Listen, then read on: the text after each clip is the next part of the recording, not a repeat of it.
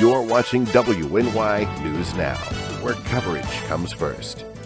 Looking for a fair and honest auto mechanic? Look no further than WNY Auto Service. Located at 140 Main Street in Randolph, our family-owned business is ready for all of your automotive needs. From general service to more complex repairs, count on WNY Auto to keep you on the road. We not only keep your cars running smoothly, but also looking great with our expert detailing crew. Send us a message on Facebook or call us today at 716-358-2292 to set up an appointment. WNY Auto Service. Fair, honest, and the best prices guaranteed.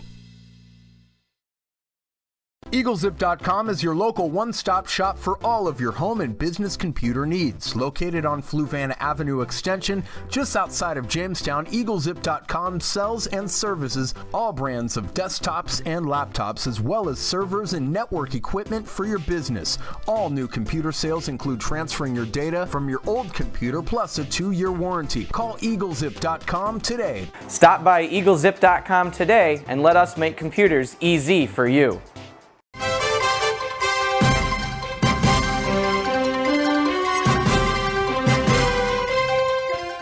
And thanks for joining us for another WNY News Now Election Night Update. I'm Justin Gould. Tonight at the top and bottom of every hour, or whenever any breaking election news happens, we'll be coming on air on Channel 716 across WNY News Now's 24/7 streaming network at WNYNewsNow.com and on our social media pages.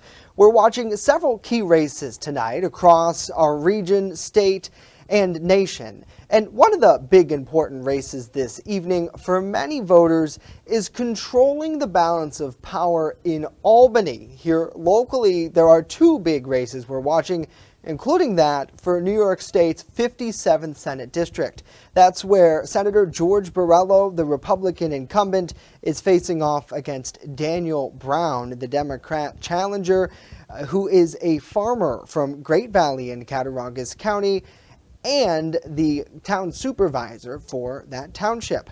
Joining us live, part of our team coverage tonight, is WNY News Now's Alyssa Wright, who's in Mayville this evening with State Senator George Borrello. Good evening, Alyssa.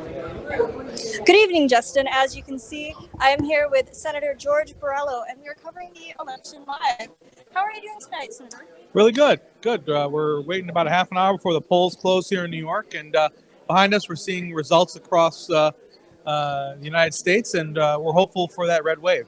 Definitely. Now, we've spoken many times before, which thank you for that. Sure. I know one of your biggest, points of your campaign is crime. Yes. Could you tell me a little bit about, what you're planning for that? Well, first of all, public safety is number one, right? It doesn't matter if we're talking about economic development or anything else. It all builds around the foundation of people feeling safe. And I think tonight is going to be a referendum on the irresponsible bail reform laws. You're going to see that across the nation. Crime is a major issue, quality of life, cost of living. And, if we get the results that we think we're going to get tonight, it is absolutely showing that New Yorkers and Americans are fed up with the policies of the Democratic Party and one-party rule in our state and in our nation. And I think that's a good point. I know in many of your interviews that even we've done, you always say, speak up and speak out about the injustices. Absolutely. People have to understand that a lot is at stake in this election. We have watched as our freedoms were eroded during the pandemic. The fact that we are less free, that we continue to suffer under the economic, the economic downturn that we still not recovered from, especially here in New York State. So for me, this is about ensuring that New Yorkers have the ability to not just survive, but thrive. And that's what's at stake tonight in this election. So what does it mean to you to see all of these supporters show up tonight? Well, it's wonderful. And we'll have more coming soon as the polls close. I think people have really realized that in their day-to-day lives, politics affects them. Who's in office affects them, and it does matter. And we're seeing that with strong turnout across New York State and across this nation. We're seeing turnout in areas like Long Island and elsewhere, and Republicans, those that are not affiliated with either party, are recognizing the fact that they have a lot at stake, and I believe they're going to break our way. any thoughts on the race for governor this year? I'm still confident that Lee Zeldin will be our next governor. He has run an amazing campaign in a bright blue state like New York. He has amazing turnout. We just had an event on Sunday. About 500 people showed up on short notice. He had an event on Long Island where 6,000 people showed up. There is no doubt that the momentum is on the side of Lee Zeldin. And again, what is he talking about? He's talking about crime. He's talking about affordability, and he's talking about quality of life. And I think that is resonating with New Yorkers. Now, I know on the topic of crime, especially with Lee Zeldin and everything that's happened in the past, do you think that almost pushes him ahead in a way? He has such a connection with it. Absolutely. I mean, you saw a gang shooting occur right outside of his home. You saw him being attacked on stage during a campaign stop a couple of months ago. So this is someone who is, in my opinion, has had a very clear message that without public safety, we have nothing. And he has, I believe, made a clear case as to why he is the man to fix New York. And quite frankly, I don't trust the people that broke the system to fix it.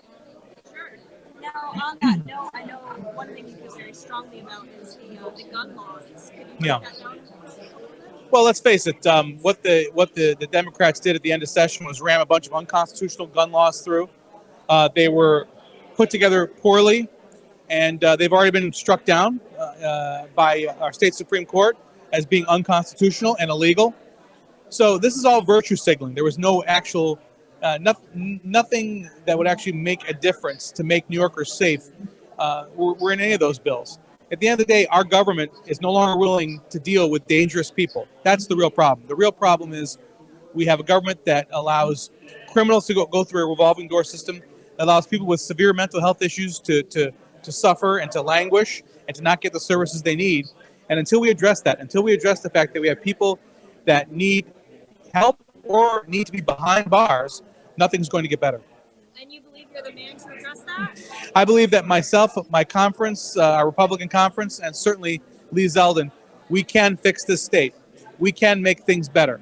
And it's just going to take the will of the people, and tonight we'll see what happens. So, saying you are reelected, what would be next for you? Well, certainly we've got a big year ahead of us here. We've got a lot of damage to undo. I feel confident that we're going to come back with more Republicans in the Senate and the Assembly. And again, with the Governor Lee Zeldin, we will have that opportunity to start to repair the damage that was done in the last 2 years, especially. Definitely. Now, did you ever have time to meet up with your opponent, Dan Brown? We met on the campaign trail. Yeah, we met a few times, and we'll see what happens next. All right. Is there anything else that you'd like to add to the people tonight? No, just stay tuned, folks. A lot is at stake. All right. We'll catch up with you later. Great, Thank thanks. you. Thank you. Thank you, Justin. Back to you.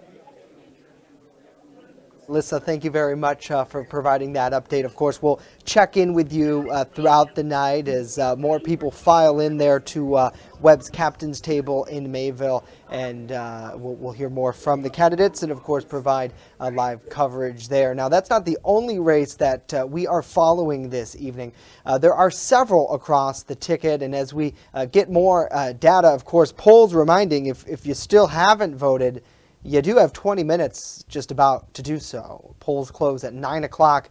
Of course, if you enter a poll site right at 9 o'clock, they won't be able to serve you. It's a hard cutoff time. But there are several key races that we're watching here this evening, including that, as Senator Borrello mentioned, for New York governor, where incumbent Democrat Kathy Hochul is facing off against Lee Zeldin. Part of that race, of course, is for the lieutenant governor ticket, which usually are elected together. You have Anthony Delgado, the Democrat, and Zeldin's running mate, Allison Esposito. Another big state race, too, tonight here is for Attorney General, with incumbent Democrat Letitia James fending off Michael Henry, a downstate New York City Republican who is calling her out on her lack of crime prosecution here in the state. Another one for New York's comptroller, Thomas DiNapoli, and Paul Rodriguez for U.S. Senate. This is another big one that we're watching. Will Chuck Schumer be able to hold that tight blue leaning that New York has had to continue to keep Schumer in the Senate tonight?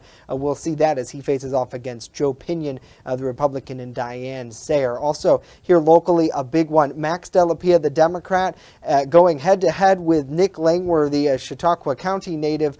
We will have live coverage from that race. as well throughout the evening here on WNY News Now. Be sure to stick with us as we are your source for election news throughout the night at the top and the bottom of the hour. I'll next see you here live at 9 o'clock when polls close. For Alyssa Wright, I'm Justin Gould. Thanks for tuning in. We'll see you back here at 9 o'clock. And of course, election headlines all the time at WNYNewsNow.com.